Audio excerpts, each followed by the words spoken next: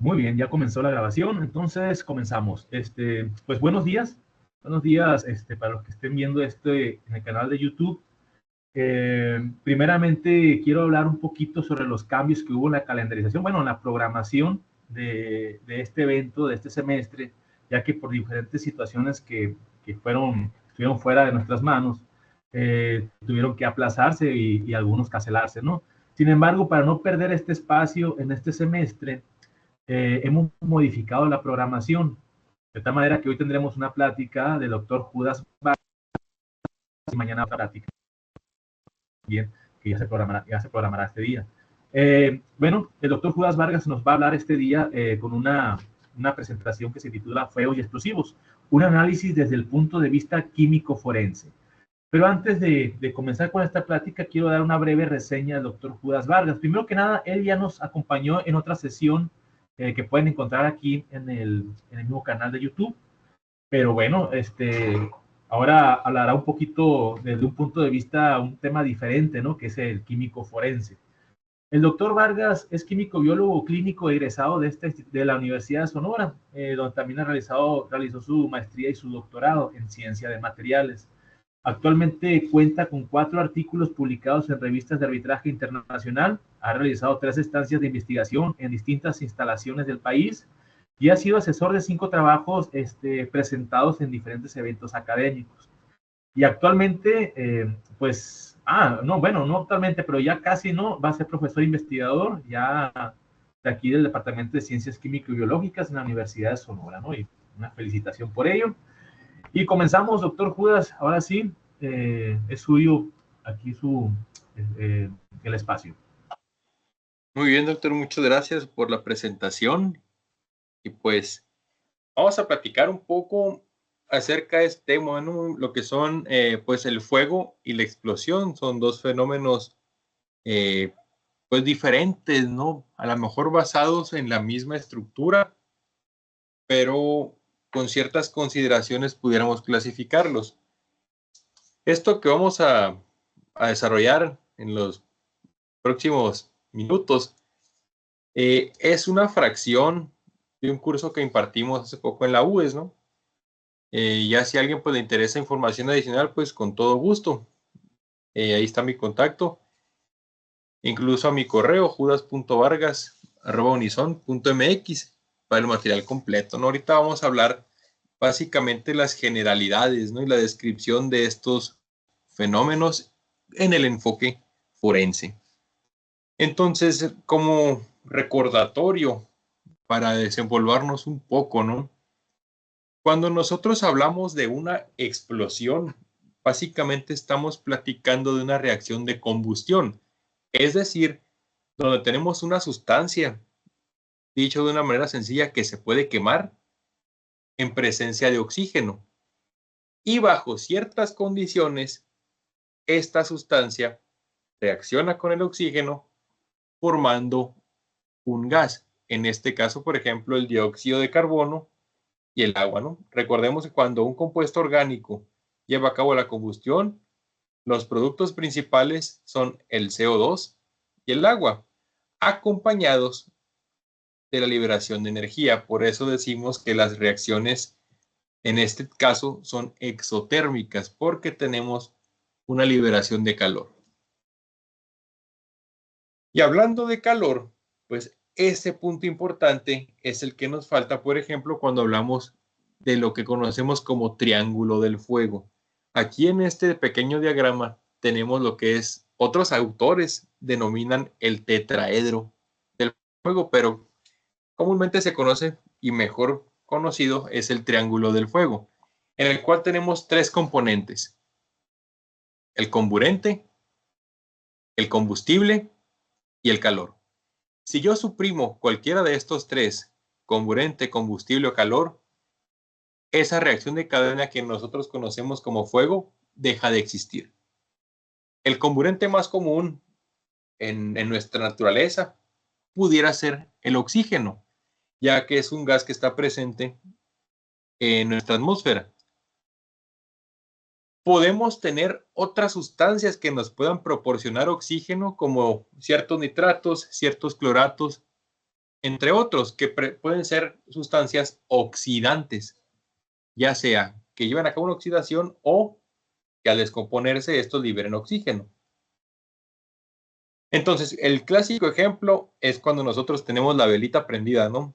Pues tenemos la mecha que puede ser nuestro combustible, tenemos el comburente, que es el oxígeno que está en el ambiente, y el calor, que es el que nosotros aplicamos con el encendedor o con el cerillo. La vela se enciende. Y el clásico experimento, ¿no? de la primaria es cuando poníamos un frasco y sellábamos el ambiente de esa vela. Lo que sucedía es que esa flama se consumía, se apagaba, porque estábamos eliminando uno de los 3 componentes del triángulo del fuego, en este caso el oxígeno.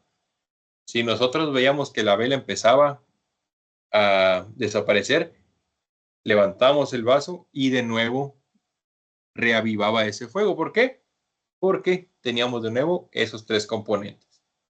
Entonces, ¿cuál es la importancia de estudiar el fuego en las ciencias forenses? Pudiéramos nosotros clasificar en 3 este tipo de fenómenos: los fuegos naturales, los fuegos accidentales y los fuegos deliberados. En las ciencias forenses, pues siempre se debe determinar cuál es la causa e incluso descartar de estas 3 cuál es la que ha sucedido, ¿no? Por ejemplo, en incendios que ocurren de manera natural, refiriéndonos a fenómenos naturales, ¿no? Por ejemplo, en la imagen de la derecha tenemos una casa que se incendió a raíz de una tormenta. Según el autor, un rayo cae y origina este fuego. El fuego se desencadena, entonces pues tenemos un incendio natural, ¿no? Vemos ahí pues una destrucción parcial de la casa y pues se clasifica dentro de este tipo de fuegos. Tenemos también los fuegos accidentales y como puede suceder en cualquier establecimiento, cualquier hogar, etcétera, los fuegos accidentales pues hay fuentes muy variadas y sobre todo descartar que es difícil distinguir de un incendio deliberado. Aquí viene pues digamos la parte fuerte del peritaje, ¿verdad? Porque como ejemplo, si nosotros aquí a nuestra derecha tenemos un horno, ahí está un alimento cocinándose, etcétera, y ocurre un incendio, pues puede ser y pudiéramos pensar que es por un mal funcionamiento de este equipo, que a fin de cuentas se pudiera considerar como un accidente. Pero, ¿qué sucedería si fue un mal uso accidental? No es lo mismo que esté trabajando normalmente y por una falla del sistema ocurre el incendio. ¿Qué puede pasar también si es un mal uso accidental? Es decir, por omisión de un protocolo o por simplemente el desconocimiento del equipo, pues se crea el incendio. Y segundo, ¿qué tal si tenemos un mal uso deliberado? Es decir, cuando yo de forma intencional hago que falle y provoco un incendio. Ahí está la labor del investigador forense en determinar si realmente fue un accidente o si realmente fue un fuego deliberado. Otro ejemplo, por ejemplo, aquí de fuegos deliberados es determinar si el incendio fue accidente o no. Primero que nada, hay que eliminar estas causas naturales y las causas accidentales. Por ejemplo, aquí en el autor muestra en la imagen de la derecha lo que podemos apreciar como una alfombra, una caja de cerillos, perdón, y una colilla de cigarro. Aquí nosotros pudiéramos decir, bueno, no fue un accidente. Alguien derramó algo, etcétera, y provocó el incendio.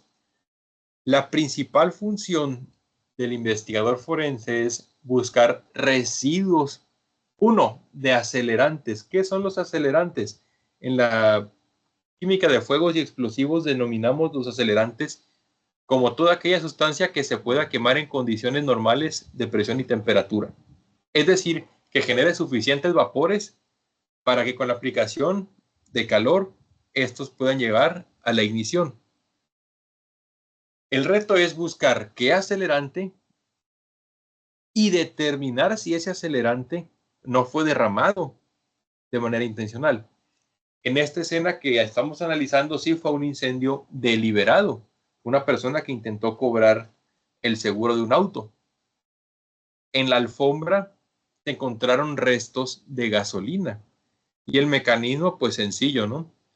Probablemente con la pura colilla, a lo mejor el fuego no hubiera sido iniciado de manera automática. Pero si tenemos una fuente mayor de calor, es decir, los cerillos incendiándose todos al mismo tiempo por acción de la colilla, eso ya garantiza que el fuego se pueda propagar de manera sencilla. Y es ahí donde el investigador forense determina puntos de origen, es decir, donde inicia el fuego, y los caminos o senderos de fuego, que son los rastros que se van dejando en las escenas a raíz del derrame de dicho acelerante. Entonces, hasta aquí vemos las tres, o la clasificación de los incendios desde el punto de vista forense. Surgen algunos casos, sobre todo en incendios accidentales y deliberados. Un par de fenómenos que me gustaría destacar. Uno es la retroproyección. ¿Qué es la retroproyección? Básicamente es una deflagración que se da durante el incendio. Y esto ocurre por la acumulación repentina de oxígeno. Como vemos aquí a la izquierda, tenemos un contenedor donde es un campo de práctica en el cual pues se ha generado un fuego controlado. Ahí tienen ciertos materiales inflamables y estos contenedores tienen ventanas. Así como tenemos esta puerta, hay ventanas en las cuales pues puede enriquecerse con la entrada de oxígeno. Si cerramos esas ventanas y esas puertas, disminuye la cantidad de oxígeno. Entonces, esto los bomberos lo practican bastante, al menos en Estados Unidos, en donde se crea el fuego. Ya que el fuego se enriquece, empiezan a cerrar las ventanas que están en la parte lateral de dicho contenedor. Y por último se cierra esta puerta principal.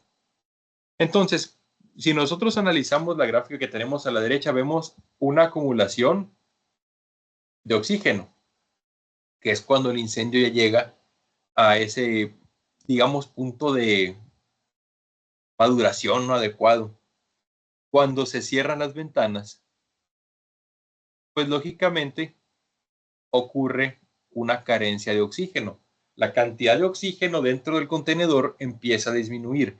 Como mencionamos hace unos momentos, si suprimimos, por ejemplo, el oxígeno en el triángulo del fuego, el fuego termina.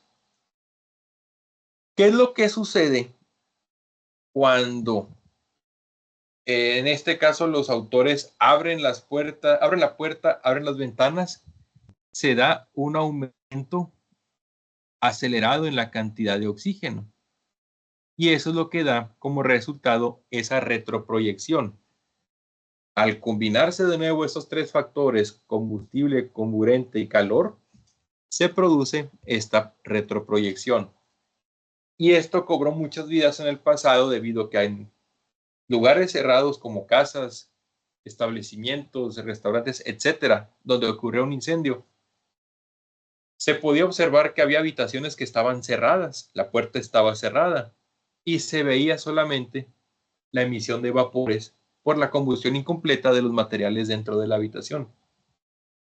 Si la puerta estaba cerrada por alguna razón, la puerta era derribada y en ese momento se acumulaba suficiente cantidad de oxígeno y daba como resultado esta retroproyección. Y esto puede causar la muerte de las personas que están en la escena debido a que, uno, las quemaduras, pero número dos, el fuego se propaga hacia adentro del organismo por cualquier cavidad, por ejemplo, en la respiración. Entonces, eso causaba muertes instantáneas. Bien, otro de los fenómenos importantes que no se considera tampoco como una explosión es la combustión súbita, flashover en inglés, en donde nosotros vemos la presencia del fuego y esto mide la velocidad con la cual el fuego se propaga. A determinado tiempo, vemos que el fuego inicia y vemos que la temperatura está, digamos que en el punto mínimo. Se da el crecimiento del incendio en este segundo paso. Pero cuando el incendio pasa al desarrollo total del mismo, en un tiempo mínimo se da esa transición. Y es donde nosotros tenemos esa combustión súbita, donde ya tenemos suficiente oxígeno, suficiente material combustible y suficiente calor para que el fuego se desarrolle por completo. Y esto ocurre de manera repentina. ¿Sí? Y pues nada más para relacionar, ¿no? Las fuentes, perdón.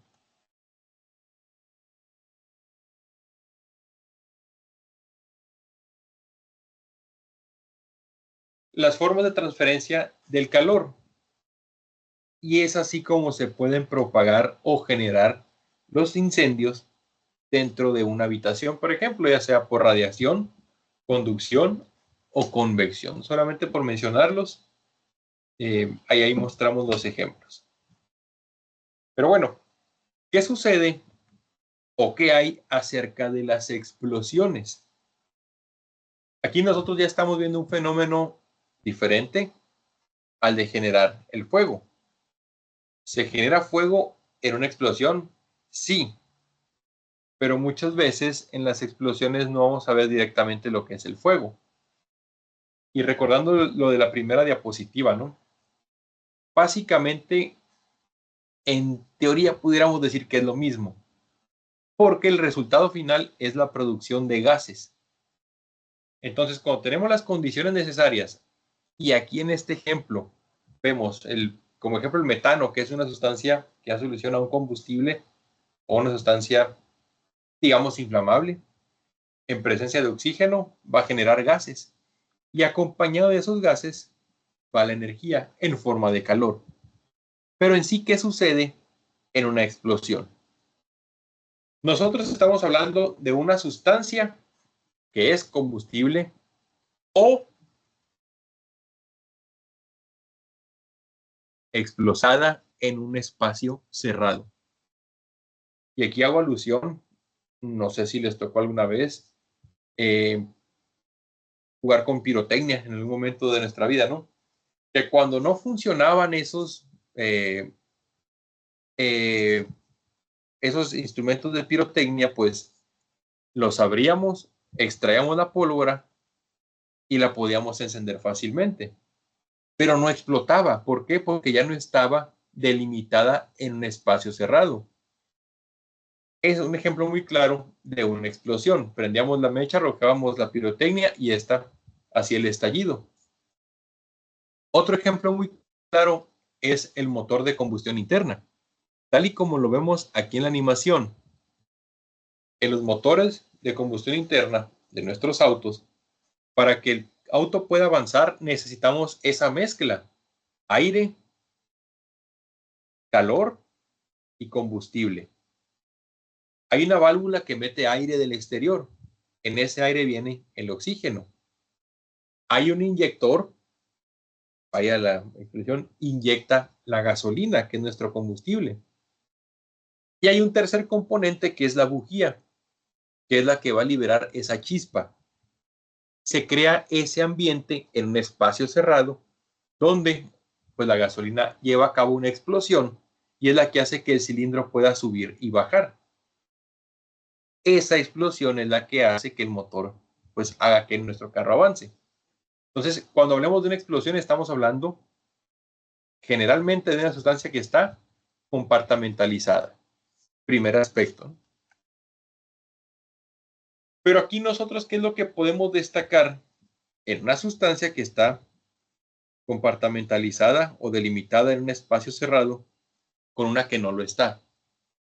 Y eso lo vamos a ver como la liberación rápida de gases. No vamos a hablar ahorita de la clasificación de los explosivos, pero hay uno que causó mucho revuelo hace algunos años en una explosión allá en Beirut, que es el ANFO. El ANFO, por sus siglas en inglés, es nitrato de amonio y gasolina. Esta es una mezcla explosiva, la cual no tiene que estar ni presurizada ni compartimentalizada, sino que cuando ésta se activa, se generan gases a altas velocidades, velocidades superiores a las del sonido, de que la atmósfera es aproximadamente 343 metros por segundo. Si alguna vez nos tocó ver algún video de la explosión estas, podíamos ver que la onda expansiva, ahorita veremos qué es esa onda expansiva, llegaba primero y al segundo o a la fracción de segundos se escuchaba la explosión. Primero el daño de la onda expansiva y después el sonido de la explosión. ¿Por qué? Porque como vemos aquí en esta ecuación vemos la presencia de un gas. Y eso es lo que genera el daño en las explosiones, no tanto el calor. Y ojo con esto, el calor sí causa daños, pero no tanto como el impacto de la explosión que veremos a continuación. Aquí en esta diapositiva se presenta un caso de terrorismo en una oficina de gobierno en Oklahoma, en Estados Unidos, allá en 1955.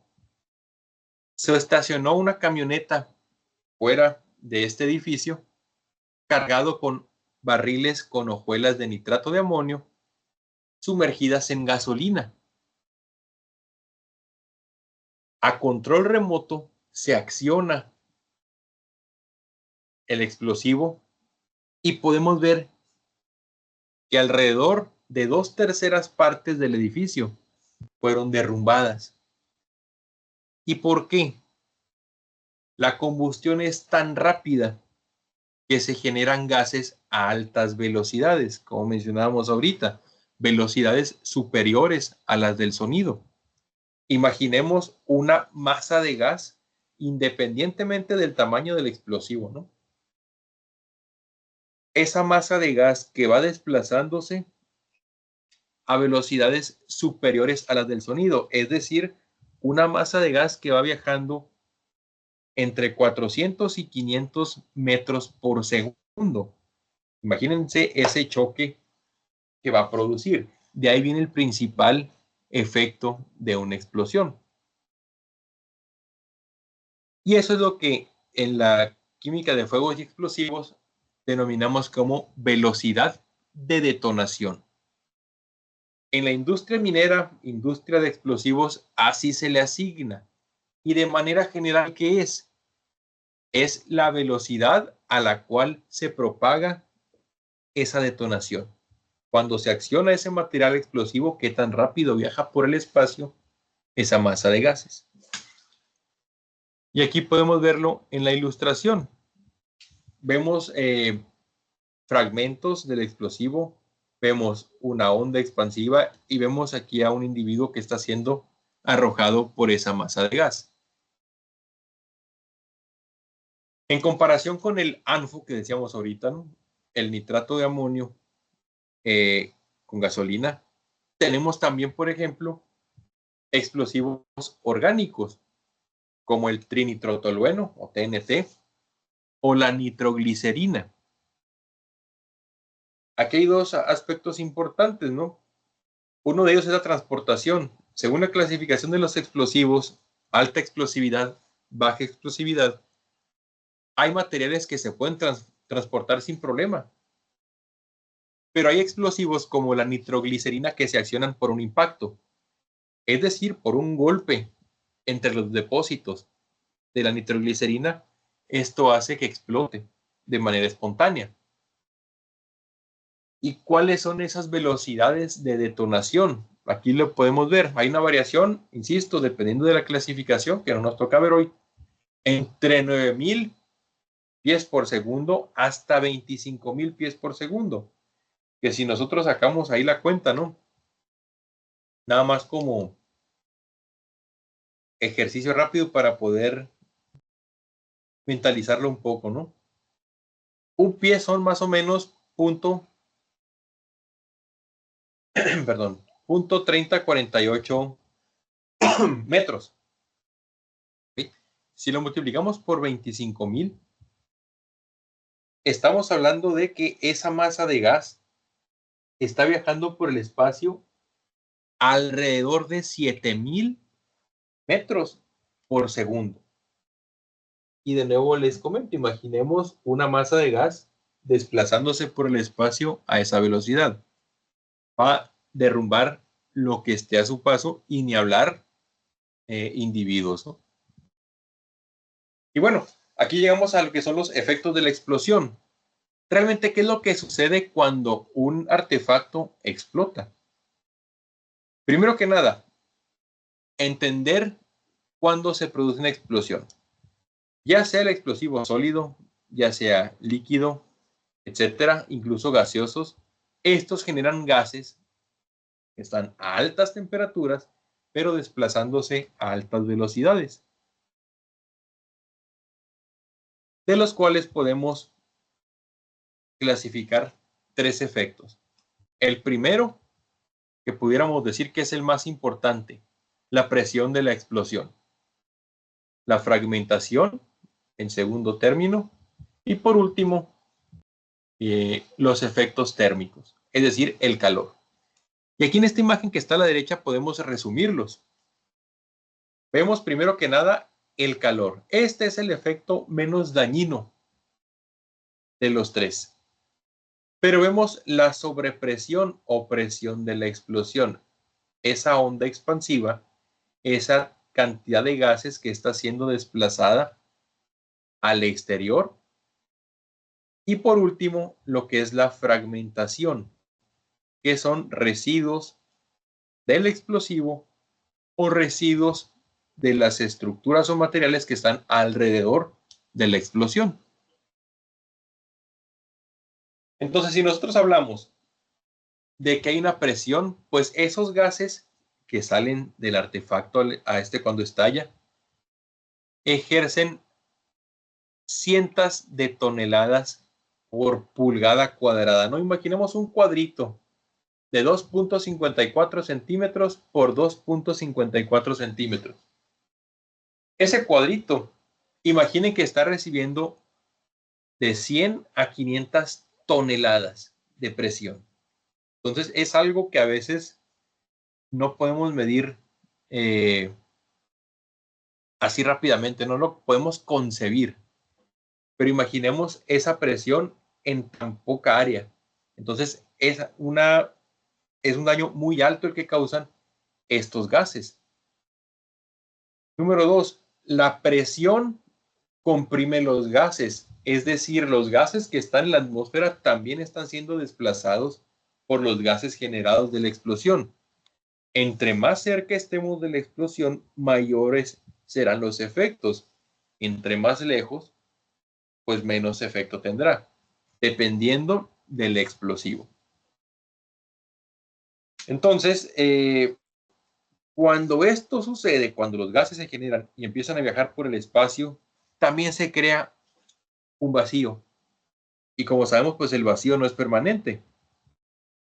Debe rellenarse otra vez con gas. Entonces tenemos un efecto negativo también de la bomba. Ahorita lo vamos a analizar por medio de un diagrama. Entonces, al llenarse ese vacío, pues tenemos otra onda de choque que, digamos, viene en reversa, ya que esos gases, pues necesitan otra vez volver al vacío generado en el asiento de la bomba, es decir, donde la explosión se llevó a cabo. Esta última fase, cuando los gases, digamos, vienen de reversa, no es tan dañina, pero de igual forma es considerable. Entonces, en un escenario, en este caso como A, podemos observar, pues, esta bomba que representa al explosivo. Vemos este conjunto de muebles, las 4 sillas, la mesa, vemos 2 árboles y vemos lo que representa como una barda, una construcción, por así decirlo.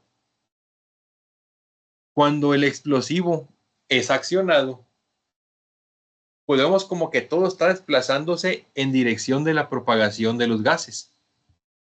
¿Okay? Lo que para nosotros fuera de izquierda a derecha, ¿no? Y hacia arriba, por verlo de manera más sencilla. Vemos que las sillas, la mesa están siendo desplazadas.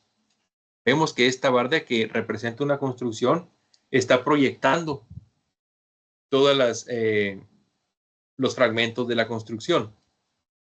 Eso es lo que representa la presión de la explosión, la presión positiva de la explosión. Es cuando viajan esos gases a 7,000 metros por segundo.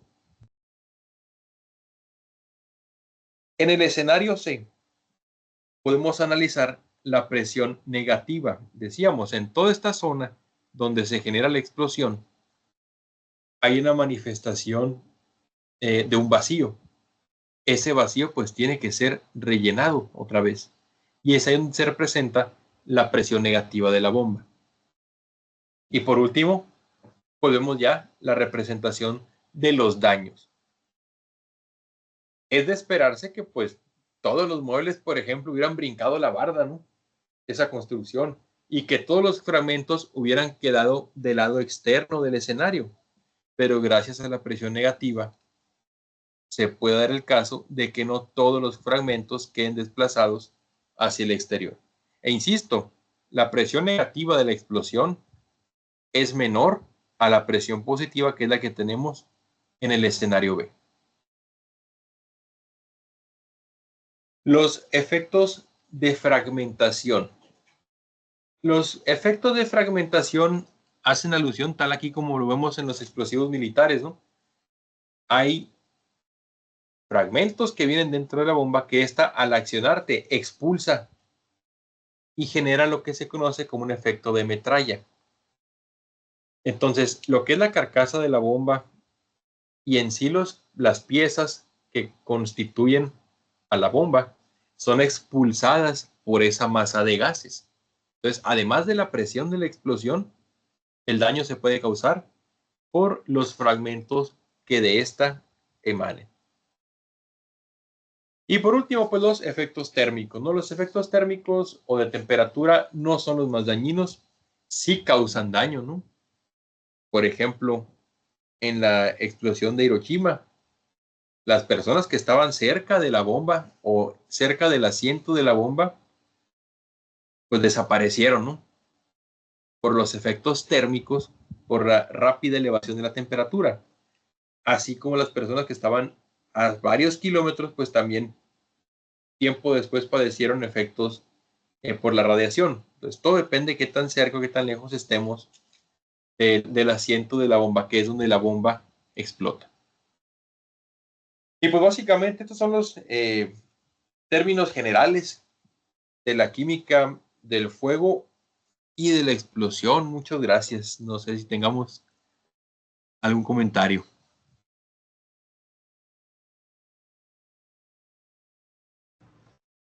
Muy interesante. Adelante, ¿algún comentario? Una pregunta. Profe, ¿cómo se llama el triángulo del comburente y los otros dos? ¿Cómo se le llamaba ese triángulo? El triángulo del fuego.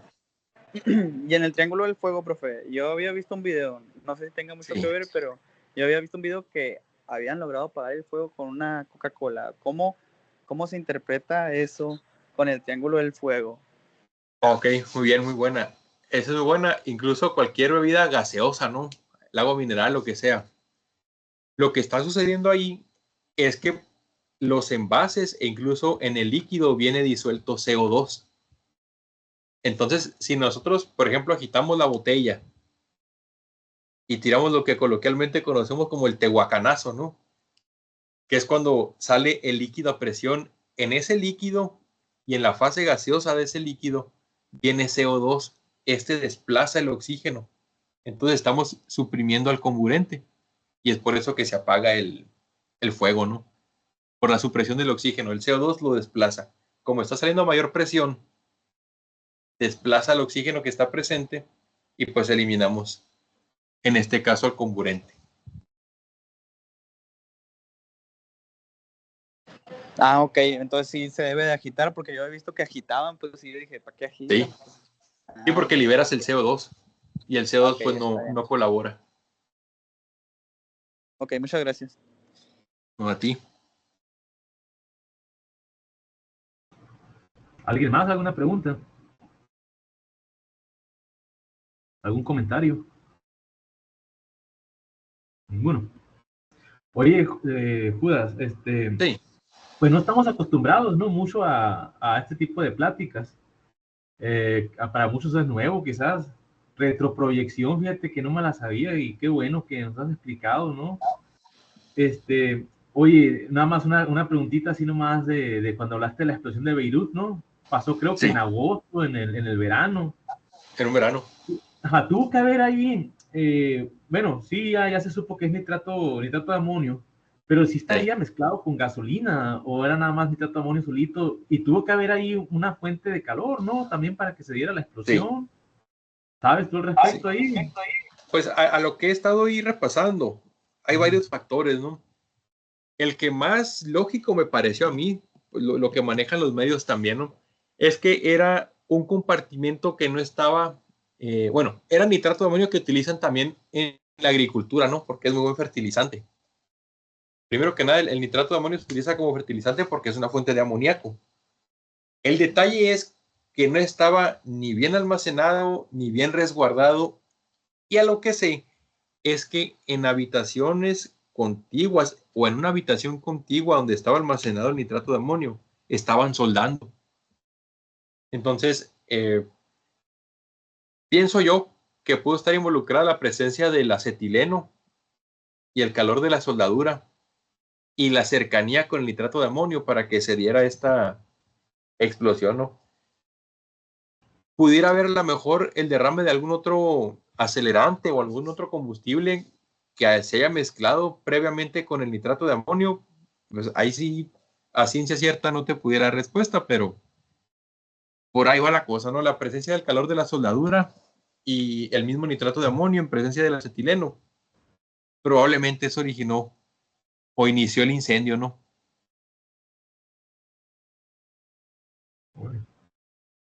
Así como dijiste con la bomba, me imagino que los soldadores desaparecieron, ¿no? Sí, pobre, sí, sí. De hecho, si vemos los videos, es impresionante la onda expansiva, ¿no? Sí, Se ve pues, el movimiento de la onda, se escucha el tronadero de vidrio, ¿no? Y sí. al segundo o a la fracción del segundo, se escucha el estruendo, ¿no? Y es por la velocidad a la que viajan estos gases. Ok, muchas gracias. ¿Alguna otra pregunta? Porque sí son temas interesantes a los que, como les dije, generalmente no estamos acostumbrados, ¿no? ¿Una otra pregunta? ¿O la dejamos ahí? A ver, vamos a contar hasta 3. Pregunta la 1, pregunta, pregunta las 3. Pues creo que no hay más preguntas. Le agradecemos aquí mucho al doctor Judas Vargas por su plática muy interesante. Y pues no sé si tienes algún comentario, Judas, ya para despedir. Sí, bueno, no lo mencionamos ahorita, ¿no? En la parte del análisis y recogida de muestras, procesamiento de las muestras de incendios, por ejemplo, es un área muy destacada aquí en la Fiscalía, en el Laboratorio de Investigación Forense de la Fiscalía. A lo mejor ahorita aquí hay estudiantes de la carrera que en algún momento les interesaría hacer prácticas o alguna pequeña estancia ahí con los químicos de la Fiscalía, pues ahí hay buena oportunidad para aprender, ¿no? Porque ahí eh, utilizan o emplean un procedimiento para analizar por medio de, no recuerdo si es, sí, espectrometría de masas para detectar acelerantes. Entonces es una parte muy interesante que como estudiantes pudiéramos aprovechar. Ahí nada Muy más bien. como anuncio, ¿no? Sí, gracias por el comentario. Y de hecho, pues no lo mencioné en la presentación del doctor, pero pues aprovecho para mencionarlo que, bueno, primero estamos hablando de la Fiscalía de aquí del Estado de Sonora, ¿no? En la ubicada aquí en Hermosillo. Y el doctor Judas inclusive ha participado como, llamaríamos, instructor, ¿no? Llamaría bien así, Sí. instructor en un diplomado que se le impartió a los peritos de laboratorio de química precisamente de la fiscalía, ¿no? Y tiene buenos contactos con la fiscalía, con los peritos, así que sí hay que aprovechar esta oportunidad. Bueno. Entonces, ¿algún comentario más? Pues bueno, entonces pues damos por concluida esta sesión y los esperamos para mañana, va a haber otra sesión y ya concluimos en este semestre, ¿no? Muchas gracias, doctor, y muchas gracias a los asistentes. Nos vemos. Muchas gracias. ¿Ya dejó de grabar, profe? Dejo de grabar, ahí voy. Dejo de grabar.